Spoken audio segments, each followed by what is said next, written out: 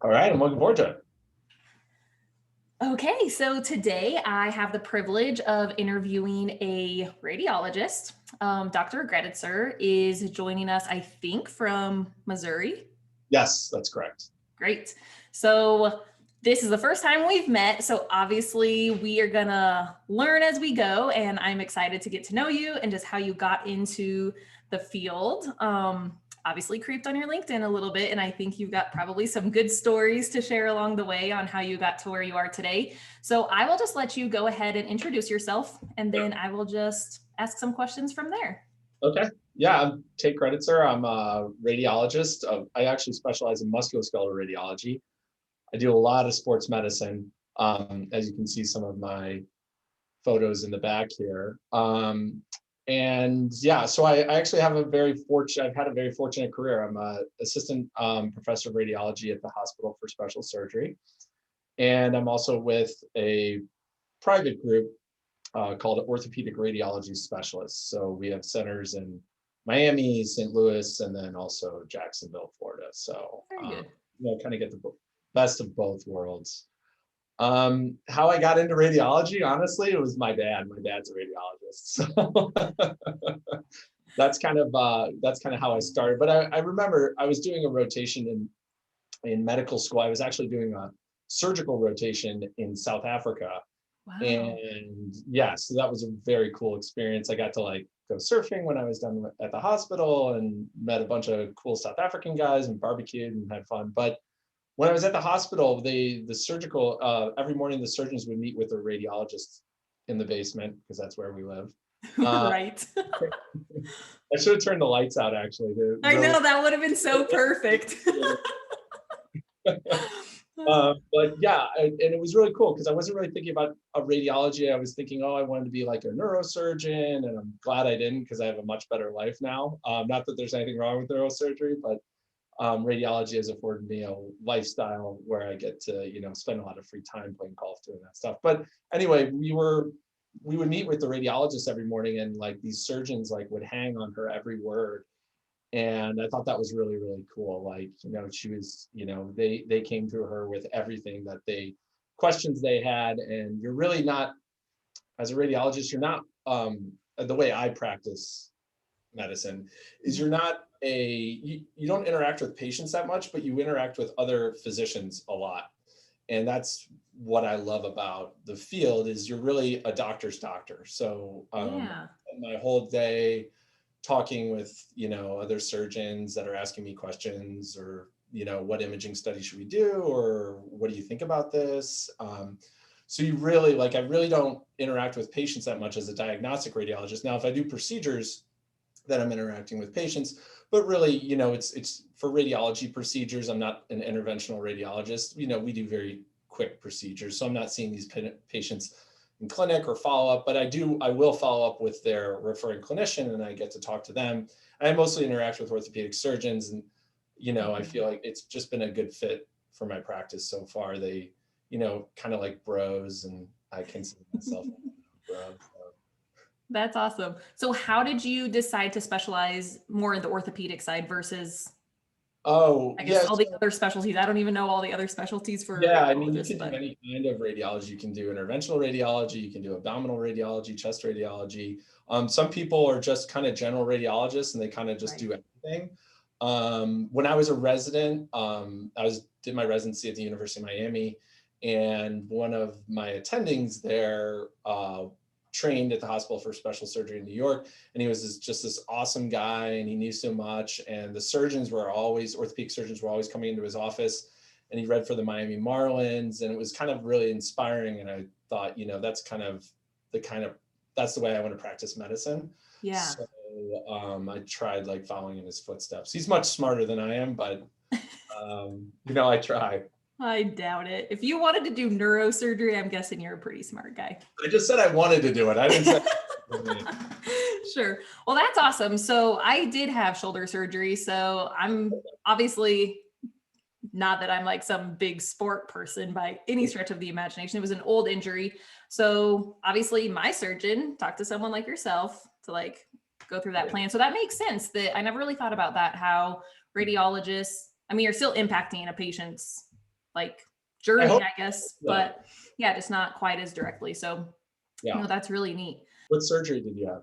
I tore my labrum in high school Oh, and playing volleyball. We were terrible. okay. And I just dealt with it for a long time. It would like pop out every once in a while if I was like playing rec ball or something. And then finally it got to the point, actually, when I was in radiation therapy school, it got to the point where at the end of the day, like taking off my t-shirts was painful. Yeah. So I was like, okay, we need to do something about this. So yeah, recovery, like you don't realize how much your shoulder is needed, like on your Right. day-to-day That's life. true. Holy cow. Yeah. So that was the most humbling experience I've ever had. Like trying to like train back, like lifting a 1 pound weight is defeating. Oh, I'm sure. Sure. But have you ever had any injuries that like prompt you to go towards the sports direction or no? No. You know, I was very fortunate. I grew up as a swimmer, and then I played water polo in college and played like 1 year internationally. I was like a bench warmer on the national team. But Cool. so I played a lot of water polo, and I swam. But you know, I was very lucky. I never had I had injuries, but nothing ever surgical. Right. So I was very lucky. That is lucky. Yeah.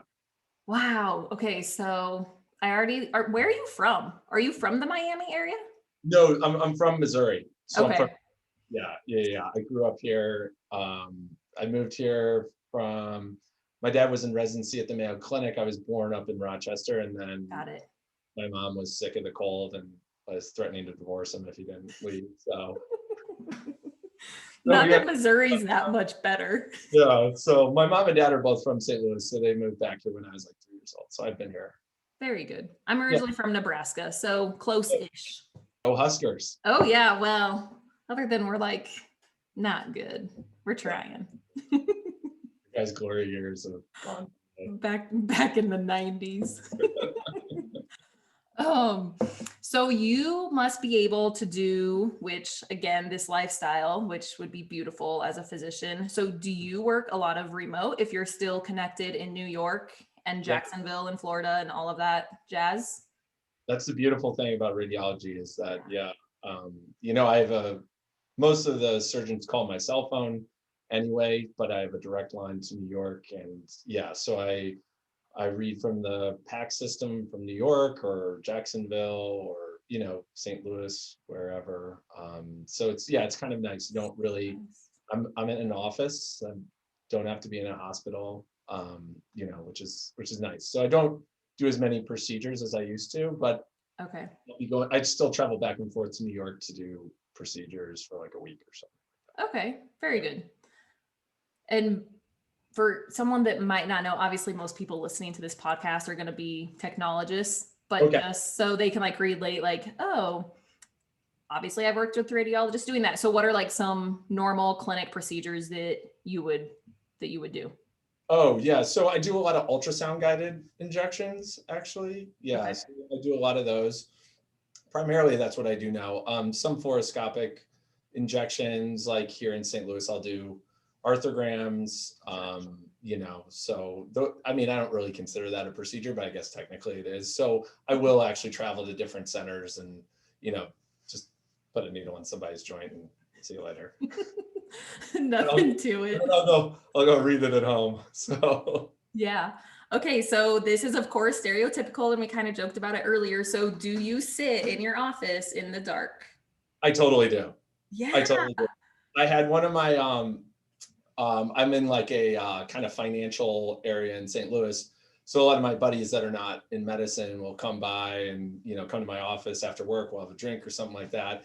And like I was sitting talking to one of my friends, and it was like, I think it had been like 30 minutes. And he like puts his drink down and he goes, "Do you always sit in the dark like all day long?" And I was like, "Oh, I forgot the lights are off." I'm like, "Sorry." I know. I'll never forget as a student, like it's always so intimidating. Like, first of all, you don't really know what you're doing as a new, like Right. you're in the clinic, and then the tech that is with you, they're like, okay, go find Dr. So-and-so. And first of all, your eyes can't adjust to the dark. So you're almost like walking around in the dark, like they're dark rooms. Because I guess where I went to school, it was just like a huge room and they all like had their own little cubby basically. Oh yeah, I hated it. Yeah, that's what it was like in residency. I did a year of private practice and it was like that too. And I hated it. There's no privacy or anything like that. Right. Um, but it's really nice at special surgery in New York. We all have our own offices, so it was great. So you just go in your office, and you can turn off the lights in your office. But you know, Everyone has their own set, but that, yeah, man, I would fall asleep every and the huge rooms spread germs like crazy. So if one radiologist is sick, like everyone's getting sick. It just like goes down the line. Of course, Yeah. which seems like the perfect place right now that we're like Right? living with COVID. So probably those residents, you think they're working from home? They're super spreaders. No, yeah, no. They totally are. A lot of the residents are working from home now, and yeah, that's actually a good question. And I don't know. I haven't been in a reading room in a while, but I'd be interested to see how the dynamic has changed. Right? Yeah, They're probably not like on top of each other like they were. sure. So, yeah. Very interesting. Okay, so what would you say you enjoy the most about being a radiologist, and then of course the least? So what I enjoy the most is like kind of what I was talking about before. I really enjoy like talking with clinicians and surgeons and kind of going over a plan. And, sometimes things aren't really clear what's going on, and I get to talk with them and we kind of formulate a plan of what to do based on the imaging. And then obviously, you're not treating an image. So we'll talk about what they found on physical exam and all that stuff. So the thing I like most about it is because I don't touch patients, at all, but I learned a lot over the years of working with these guys, their physical exam findings, what they mean. And then the other thing I get a lot of, which is really nice, is feedback after surgery. Mm. What I said correct? Or was I like way off? And they're like, dude, you're a moron. What's wrong with you? Like, I opened up this patient, there's nothing there. Thankfully, that doesn't happen very frequently, but so that's kind of the most rewarding part of my job. Yeah. And what I like the most. A lot of radiologists, just want to sit there and read as much as they can, make as much money as they can, and then the phone calls and the talking are interruptions. But Mm. that's not really gratifying. If you're just reading in a vacuum and signing off on cases and not knowing really what's happening, or if you're right or wrong, or how you really affected the patient, it's not. I don't think that's a very good way to practice medicine or radiology. So that's what I like the most. That's definitely what I like the most. Yeah. What I like the least, sometimes with the way that we're remote, it's a blessing and a curse, because like I got a text message at 8 o'clock last night about a player got injured and I had to come in and read it, and it's cool. Like I like being involved in that, but and that doesn't bother me. But in some senses, you kind of want to like separate yourself. Sure. But I think it's like kind of a lot of my friends that are in finance and are now working from home. Mm. They tell me, they're like, oh, it's great working from home. I don't have to travel in the office, but like, it's not weird to have a call on Sunday afternoon, so you don't like separate church and state. You're kind of like always working. But that being said, I really do enjoy what I do, and I'm thankful that people are even texting me on Saturday night to ask my opinion, or to, give me a heads up that they really would like me to read something.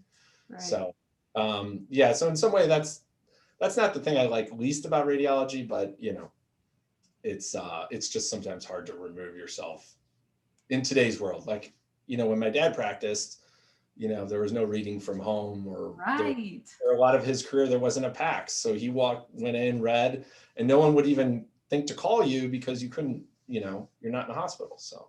Yeah, man, that is true. I bet you guys compare stories and how extreme different like you guys practice today. I mean, obviously I don't know how old your dad is, but yeah, that would be so and interesting. A lot of it is how much money he was making compared to what I'm making doing the same amount of work. Very popular topic.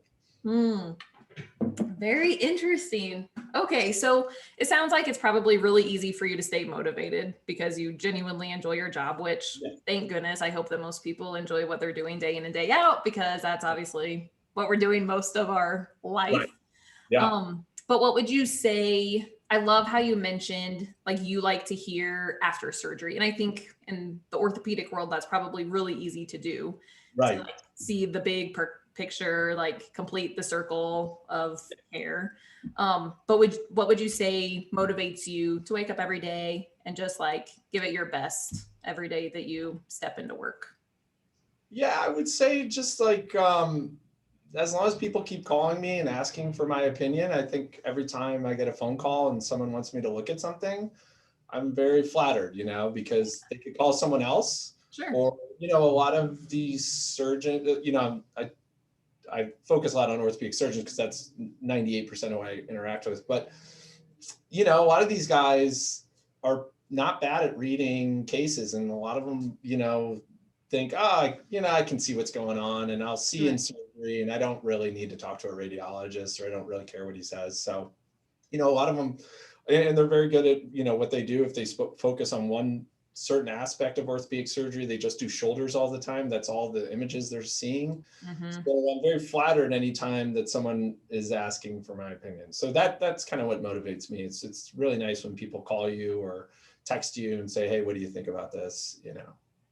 That would be, especially when you feel a little removed. It's like, I still want to feel needed a little bit. I mean, obviously you're very much needed. It's a huge part of medicine, which I think is like the neatest part about going through X-ray. And then I was a radiation therapist is the images, like we are literally the eyes of medicine. I think that is really neat. So that and a 24-hour turnaround time I have to adhere to. So that really is what gets me up out of bed in the morning. Oh, you have to, so you have 24 hours to like be done with. I mean, that's like so that's like kind of the radiology, like most people radiologists practice, you want a 24-hour turnaround time. So by the time the image is done, you have 24 hours to read it. So it's really not probably good clinical practice to let, an MRI sit around for like a week or something like that. Who knows? No one's looked at it. Who knows that the patient may have a tumor, or, they have a bad fracture that no one knows about. So, so that's the number one reason I get out of bed in the morning is to get things done. I have deadlines to meet. Yes. Everybody has deadlines. Everybody has a boss. That is true. Yeah. You probably do feel like you kind of work for yourself, but you're still ultimately answering to other people, I suppose. Yeah. I mean, people aren't going to ask for my business in New York or Florida or wherever if you're not, doing your part. Sure. So, yeah. So when you said 24 hours at first, I was like, oh, that seems quick, especially like on the weekend or something. Yeah. But in theory, now I'm interested, how long does it take to read just like a knee MRI or? Well, it depends. I mean, if it's like kind of a normal knee, it'll take me, 5 minutes. If there's a lot going on and the patient had surgery or it was bad trauma, I mean, I've spent like 20, 30 minutes reading an MRI that was really complicated, or I can't figure it out. Okay. And that's the other nice thing with radiology is like, because of, I'll call one of my partners who I call all the time in Florida. He's in West Palm Beach, and I'll ask him and he can just pull up the study easily. And, I'll be like, I can't really figure this out. Do you mind helping me? Right. And he sometimes does the same with me, but he's a lot smarter than I am. So more of the phone calls are going out than they are coming in. And that's another nice part of radiology is showing other people cases, and you can learn from other radiologists. And I've learned a ton just calling him and being like, hey, what do you think? But stuff like that, doing that, takes time. Like I have to get him on the phone. Maybe he's in the middle of a case and he has to call me back. So, then you're elongating the time it's taking me to read one MRI. So definitely. So yeah, so it really depends. They can be really, really like, it's just a train wreck and it looks like a bomb went off and you got to kind of scatter through everything, or it can be really quick and fast, but sure. More of the ones that are more complicated. So, well, I would think with sports injuries, like sometimes just watching, like I have to close my eyes when there's like a gross injury. Oh, it's horrible. Like they keep showing the Alex Smith injury, and I'm like, oh. And my wife's sitting next to me on the couch, and she's like, "Why aren't you watching this? Aren't you a doctor?" I'm like, "Yeah, but this is like grossing me out." Yeah. I'm also a radiologist. I don't like seeing like blood or anything like that. Everything is like black and white. I love it. You really are the doctor that doesn't touch a patient. Yes. I'm very happy I don't see them in clinic. I guess you're working with physicians more so, but maybe you can refer back to like when you were in residency or something. Yeah. What would be advice that you would give to a technologist? First of all, you seem like a really approachable guy, and I think that you would probably give really positive feedback and like good criticism to like obviously take better images. But what would you tell technologists out there, like just good advice for like imaging practices or in approaching physicians, just anything that a technologist would want to know from a radiologist? Well, that's another big part of my practice is what, you know, I text the techs all around the different centers all the time. Okay. They have all their cell phone numbers. Or we'll just talk on the phone. Like this morning I was reading Professional Athlete, and I talked to the tech, I think 3 times. Just on one MRI. And I said, oh, and you know, she said, oh, I'm moving it down. And I'm like, moving the coil down. I'm like, okay, great. Went through the sequences. She's like, do you see everything that you need? I'm like, yep, we're good. And then we let the patient off the table. But I talked to her, I literally called, let me look at my call log here. Yeah, 4 times. So 4 times one patient. So Okay. technologists, you should not be afraid to approach a radiologist, you know, if you have questions. And that's what makes good patient care, is talking with the radiologists all the time, and having a good discourse. Like one of my centers in St. Louis, you know, I text with the tech, I think probably like 5-6 times a day. Questions about images. Does this look good? They want to order this. What do you think we should do? So you cannot be a good radiologist if you like, I know radiologists that like don't even know who the techs are. Wow. Okay. Is you really don't, then you're not really putting out a good product. You're not helping patients at all. So like the images are crappy, but you didn't talk to anybody. There was motion. Like, you know, a lot of times I get a phone call from the tech, and I always appreciate this. They're like, do you mind looking at this real quick? The patient's on the table and there's tons of motion. And I'm like, you know, just bag it, have them come back when they, you know, feel better, or give them some Valium, but we'll reschedule it. But otherwise, if I don't pick up the phone, they don't know.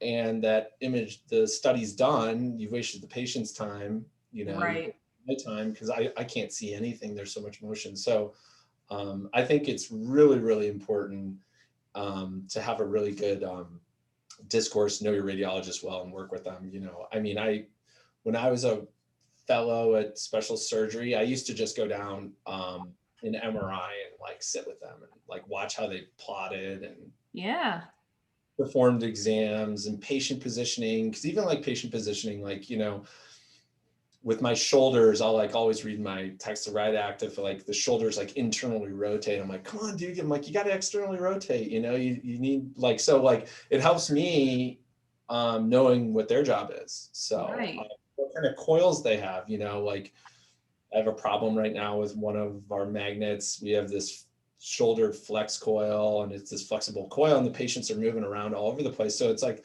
an ongoing thing we've been working with to try to make the images better, because there's so much motion and it's due to the coil. But if I didn't know that, I'd just be like, oh, these images suck. You know, knowing that, you know, we work together to try to make them better. So so communication is key. Don't be afraid to approach a radiologist.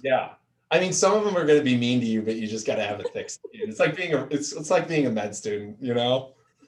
So true. Some are going to be nice, and some are going to be like, don't ever call me again. And, you know, those are not very good radiologists, and you really can't help patients or have a good product without, you know, talking with them. I probably do, like, I probably annoy them because I call them all the time, but they say I'm like very particular, but, you know.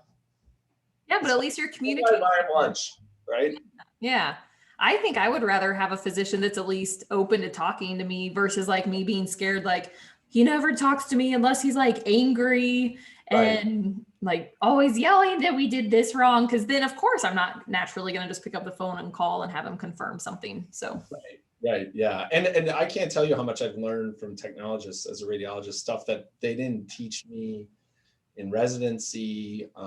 You know, I've learned a tremendous amount. I mean, some of our ultrasound technologists in New York, I mean, like, they like blow me out of the water all the the time. I'm like, oh, I didn't know you could do that. Or they'll like fix something. I'm like, what button did you push? How'd you do that? They also like the dark. Yes. So you guys are definitely friends. Yes. That's actually, that's when I learned I could never, I thought I was going to do ultrasound or radiation therapy, which is kind of funny because they're like so different. But I knew that I couldn't do ultrasound because when I was in that department, it was like so dark. I was so sleepy all day. I was like, I could never. You guys are, I don't know, something special in your brain. I don't know what it is. No, it's just a lot of coffee. That too. Oh, that's great. Caffeine. Okay, well, I don't really know, again, if this is like a super relevant question, but what would you say you like see yourself or maybe your career? I don't know, maybe where you're living. So anything, where do you see yourself in like 5 to 10 years? Oh, I don't know. Hopefully doing the same thing, hopefully I still have a job. I haven't been replaced by AI. True. Is that a real concern for you? I don't think so. No, I mean, no, not right now. I think AI, like getting a little off topic, is going to be great for us, like managing our workflow. That's where it's really shown to like kind of go through cases and be like, hey, I think you might want to read this one, next, or stuff like that. Okay. But yeah, I mean, hopefully I still have a job. I'm doing the same thing. I'm still busy, and, I have more people working for me, with me, all that stuff. So. Very good. I love that. Well, you seem like a really, really cool guy, first of all. So Neil did not lie. He was like, he's the best. He'll be so good. Hopefully he like tames down a little. No. So I am curious, like, just what is, like, obviously with my career, I can think of like some off the chain stories, but what are some things that, whether it's a case or a med school story, what is just a few things that like totally stick out in your mind that you're like, this is why I do what I do and I loved it, or holy cow, this was mind blowing and I've only seen that one time and never again. So just like random stories that you can share. Random stories. Wow. Yeah, I don't know. Some of the random stories I've gotten phone calls when I'm reading, and the surgeons are like literally in the OR. And they're like, hey, like you said it was here, but I'm not seeing it. Like, where do I go? Like, what do I do?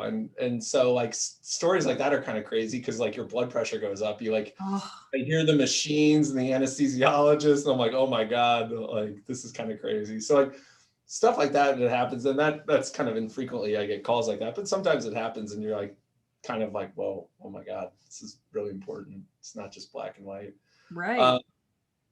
But yeah, I don't know. I haven't had like too crazy stories. I mean, when I was a resident, and at the University of Miami, I worked in Ryder Trauma Center, which is like the number one busiest trauma center in the whole country.